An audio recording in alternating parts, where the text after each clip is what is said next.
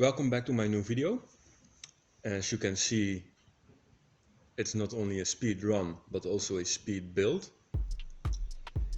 You will see me build my Traxxas 6S Slash.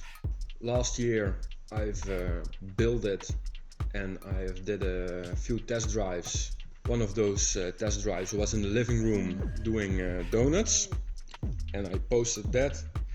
And then afterwards I took it outside for the first speed run, but in my inexperiencing in speed runs I crashed it almost immediately. Drove into a tree, it broke, and then it ended up back in the closet doing nothing for at least a year. So in the last few weeks I have been gathering new parts, RPM arms, RPM wheel hubs. I also bought 2 carbon fiber arms. I got a new motor, 1600 kV instead of a 2200 kV motor. Both were on 6S with a maximum RPM of 60,000. So this engine is a lot tougher, has more torque, so the car will be driving faster. I got the Toro competition ESC 150 amps, and I made some adjustments to the chassis plate, so it's more rigid. I got the wheel setup done, got the body on. So I have found a good stretch of road. On a Saturday and on a Sunday there's no traffic at all. It is in an industrial area. It's a 2-lane, one direction street. It's about 800 meters long. It's straight, it's flat, and it's new asphalt. So it's perfect for speed runs.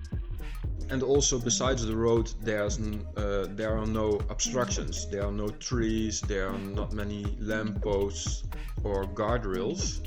When I do crash or lose control of the car and I go off-road, there's a small probability that I hit something. It's just grass, which is also great because no trees means no bumping into trees. I have been driving in the RC hobby for almost 3 years now, but this is my first street car and also my first speed runner. I have been going all out with the X-Max or the e-Revo and trying to hit a top speed, but I do not consider it a speed run. So this is my first speed run. I was quite nervous because of the power ratio compared to the weight of the car. The acceleration is going to be crazy. I was a little bit shaky. I had to hold my remote with 2 hands trying to not drop it. Yeah, so it was a big thing for me.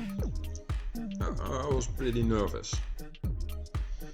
The gear setup is a pinion of 20/17 and the spur gear of 54. So the the gear ratio is 0.5, excluding the diffs. I don't know what the top speed will be with this setup, but I have the GPS in, and when I'm back home I can connect it to the computer and then read it out and see how the speed run went.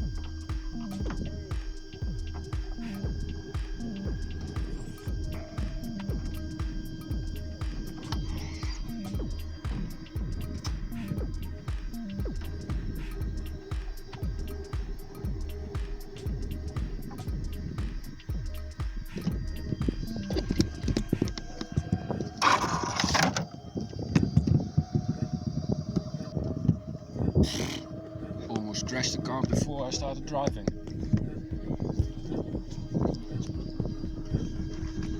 GPS is running, it is recording a track, and when I'm at home I can read it and I can see what the top speed was.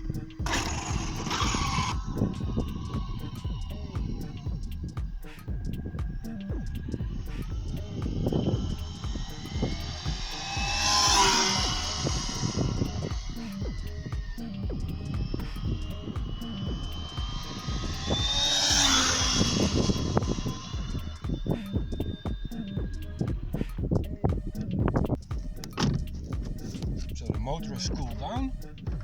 Let's do another run.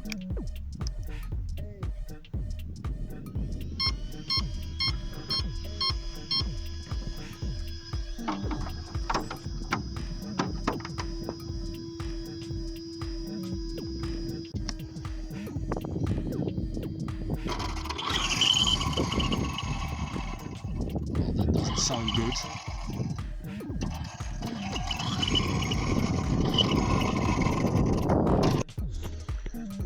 So what happened was, I did a few speed runs. They went good, no trouble there.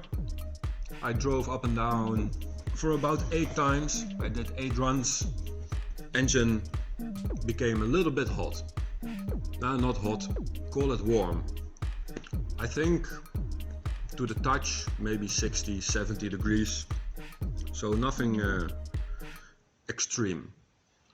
But I've let the motor or the engine cool down, and then I wanted to go for another run, and then it started to make an awful noise. So I'm back home. I'm gonna take the motor apart and see what's up. So I have taken the motor apart and I found out that the bearings in the motor were burned out, which means they got hot. They cooled down and they got jammed. So I have to replace the bearings. Let's keep in mind that the motor is not new. It's about 10 years old. I bought it second-hand. It is probably used a lot and the bearings, they just couldn't handle it anymore. But no big problem, because the stator and the rotor of the motor were perfect. They are not damaged from the inside. The motor was also clean from the inside, so the previous owner did not abuse the motor. He did not drive it off-road that much, or maybe he did, but then he cleaned it regularly. So all I have to do is put new bearings in, and then I can go for another speed run. Also, one of the motor wires connected to the ESC came loose. So I had to resolder that, but all in all there was no damage or extra work that needed to be done. I hooked up the GPS to my computer, showing that the top speed was 118.2 kilometers per hour. And there was another run that was 117 kilometers per hour. So this is a personal best for me. I've never driven this fast with any RC car, so yay, good for me. But there's more to it. The Slash is capable of more. The motor, the ESC, they can provide more speed. But I do think I have to change the gearing, the spur pinion, to make it go even faster. For the next speed run, I am going to do some adjustments to make it run faster.